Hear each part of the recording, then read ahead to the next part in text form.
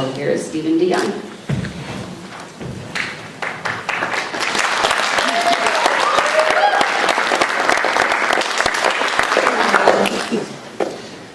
Audience and cameras ready? Yeah. Oh, yeah. Yeah.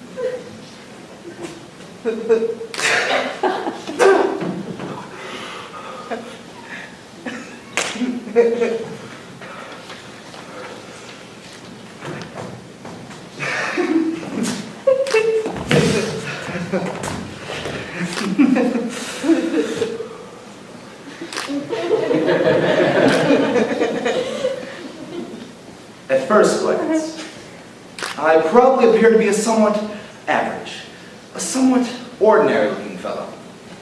Calm, harmless, at ease. But you see, this is all by design, for it's been through years of research and rigorous training that I've been able to craft this facade of normalcy. In a social setting, it is appropriate to talk about such things as your job, your last vacation, or a child's basketball game. However, it is not appropriate to talk about your TARDIS belt buckle, your vast collection of comic books, or even the next Star Trek movie. Such things will make sure you'll never be invited to a party again.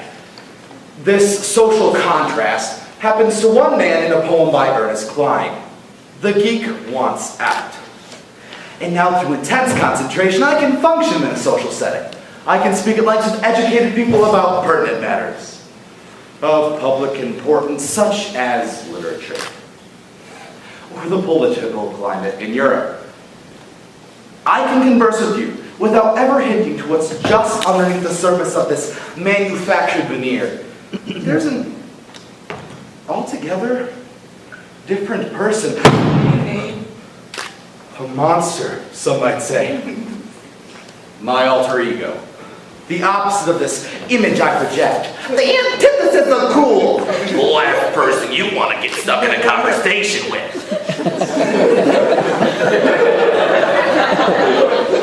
He is the geek.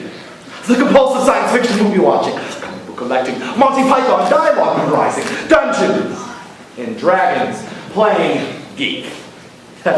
I struggle daily to hide from this world, but the geek wants out.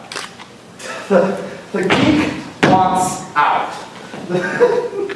The geek wants out. He wants to talk to you.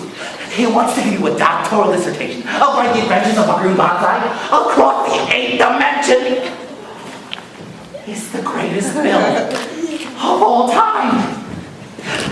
He wants to play with Star Wars trivia, and he'll win, because he's a nerd.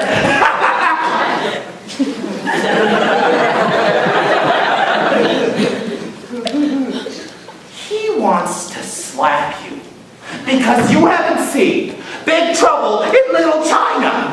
Where have you been living? Oh.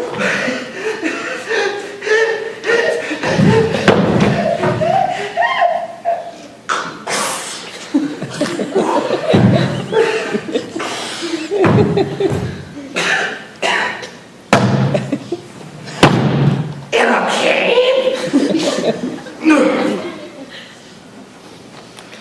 As you can see, the geek couldn't care any less about sports, politics, or rhetoric.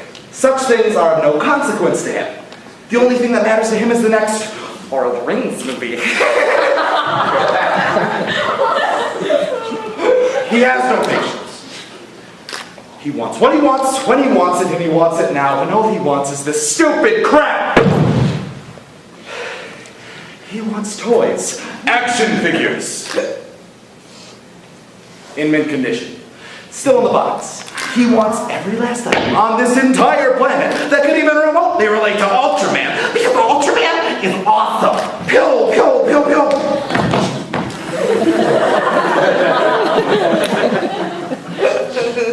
He wants to buy. He wants to buy a TARDIS. A TARDIS!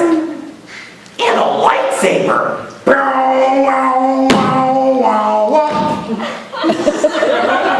I want to buy a DeLorean. And drive at 88 miles an hour.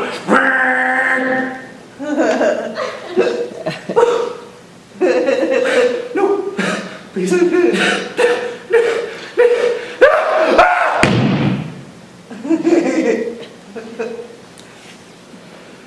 He wants to watch movies. He wants the director's cut. He wants the impossible to find Japanese bootleg with 6 minutes of never-before-seen footage. He wants to watch Blade Runner. Again. He wants to watch Brazil. Again. He wants to watch A Clockwork Orange. Again and again. But I keep these things away from him. As best as I can. Until I no longer can withstand his voice screaming in my head. I am Jekyll. He is high. I am Bruce Banner. And he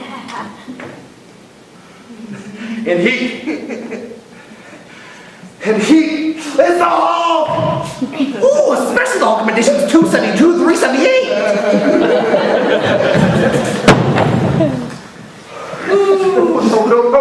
No longer! No longer! I am putting an end to these nerdy shenanigans once and for all. I am an adult. For goodness sake, and this body is not big enough for the both of us. One of us has to go, and it's gonna be him. I am babysitting the Geek Forever to The Phantom Zone, just like in Superman 2.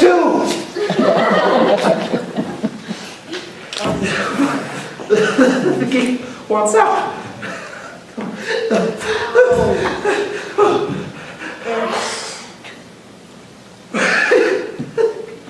The Geek Wants Out.